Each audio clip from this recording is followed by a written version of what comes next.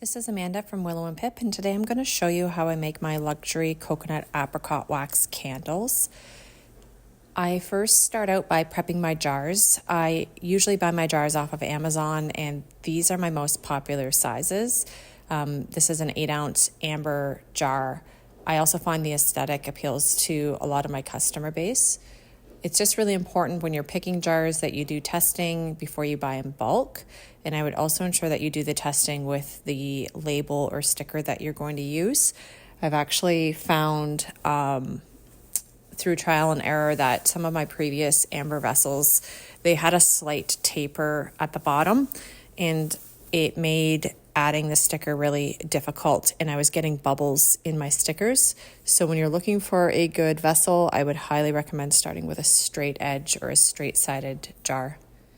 So what you see me doing here is I've sprayed the jars with a little rubbing alcohol, and I'm just wiping the outside and the inside to get rid of any dust that may have come from the shipping or from the manufacturer itself. I also find this is just a really good way of removing any fingerprints, and for that reason I always do wear gloves. I find it just keeps the vessels clean all the way through. As I work through this process, I try to be as efficient with my time as possible. So as I wipe them down, I set them upside down, because the next stage I'm going to do is to add the candle burning or warning sticker label to the bottom of the vessels. I get my labels off of Amazon and I buy them in bulk, but you can buy them off of your candle or your wax manufacturer. Most of them do sell there. Again, just like anything, just test before you buy in bulk.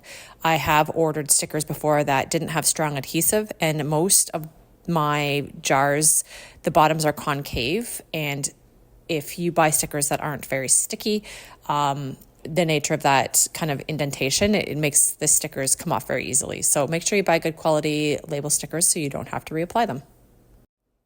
At this stage, I'll turn my wax melter on. You can turn it on much sooner than this, of course, as well, just depending on what your morning looks like or your day looks like and how much time you have. It takes about an hour for your wax to heat up. I turn my wax to 200 degrees Fahrenheit. That is the manufactured recommendation for coconut apricot wax.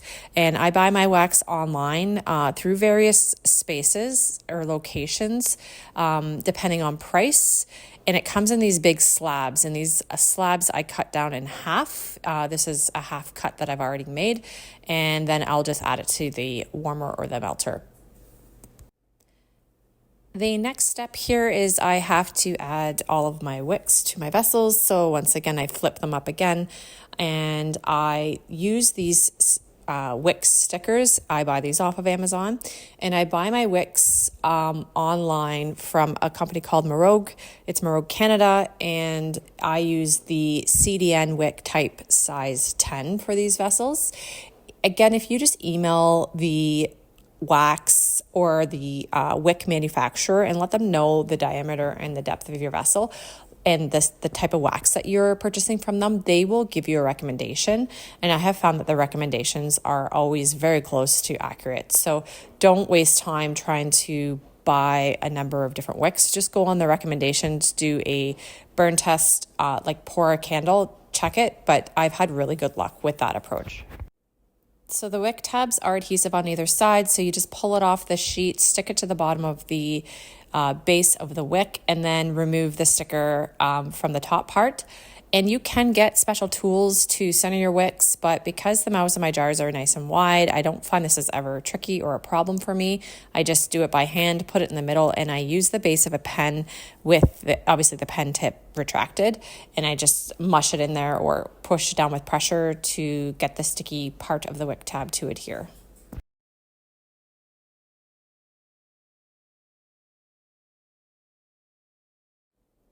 I like to apply my candle stickers to the jars before I pour wax. I know a lot of people don't like to do that in case you make a mistake, but I have a little trick I'll show you in a little bit here.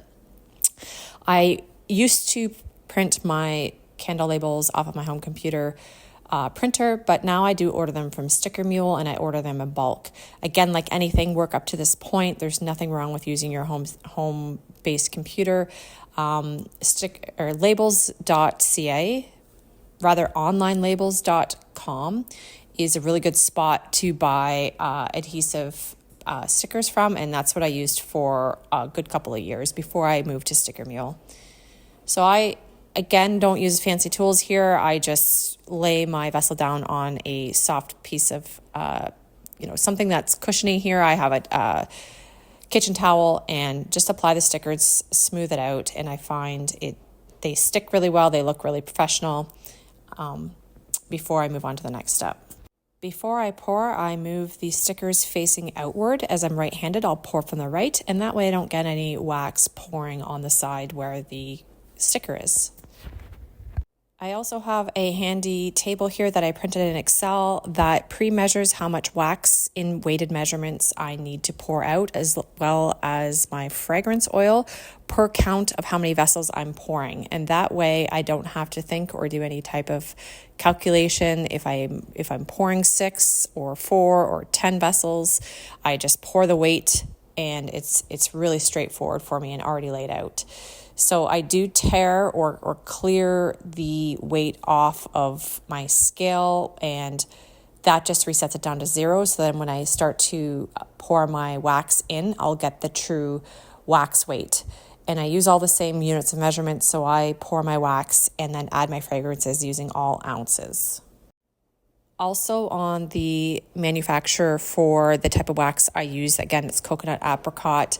It will give me a recommendation of what temperature the wax should be cooled to before I pour my fragrances. And I'm supposed to be cooled down to 185 degrees Celsius. So right now I'm a bit hot still. So I'll wait 5 to 10 minutes, check the temperature again with the heat gun before I add my fragrances. I also had pre-calculated out how much weight in fragrances and liquid ounces per vessel I pour.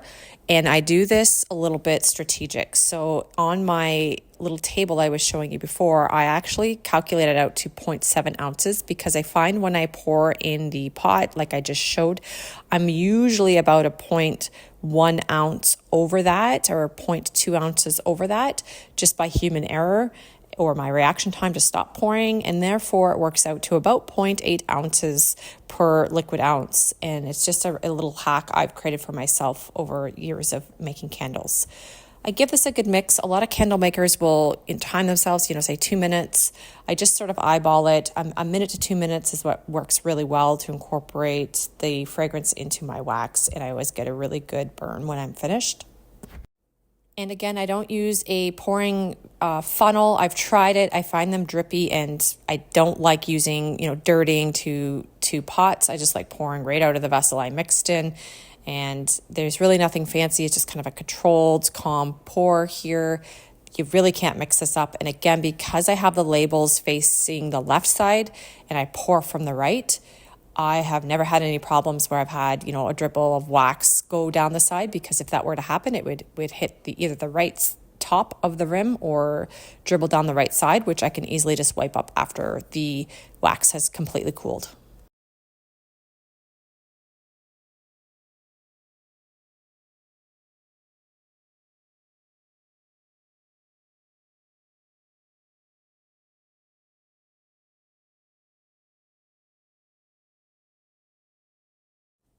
I use metal tabs to center my wicks because I'm doing this with one hand. I'm not showing you the full effect here, but basically you put these metal wick centering tools on top of the candle with the wick in the middle, and then you actually pull the wick to the right. There's a little slot there. I can't show you because I'm holding the camera with one hand, but it'll firmly tug or straighten any slack in that wick so that you get a nice straight wick line straight through the candle for a nice straight burn.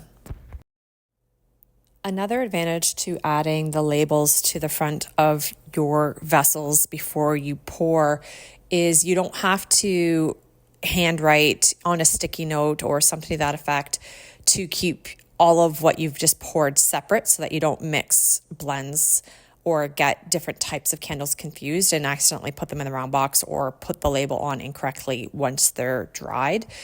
And I also really like that by the time the candle is cured or hardened, that all you have to do is snip the wick and then put the lid on the jar, and it's completely ready to go. And for somebody who's really busy like myself, I just find this very efficient, and I prefer to do it this way. It also helps me keep track of my inventory. So I'll go through all of my boxes of candles and do a count of what I need to make of each kind of fragrance. And then I will add the labels to the front of the vessels and do a double count. And it's just a second verification method for me to make sure that what I'm intending to pour is what I actually do end up with as a final product count.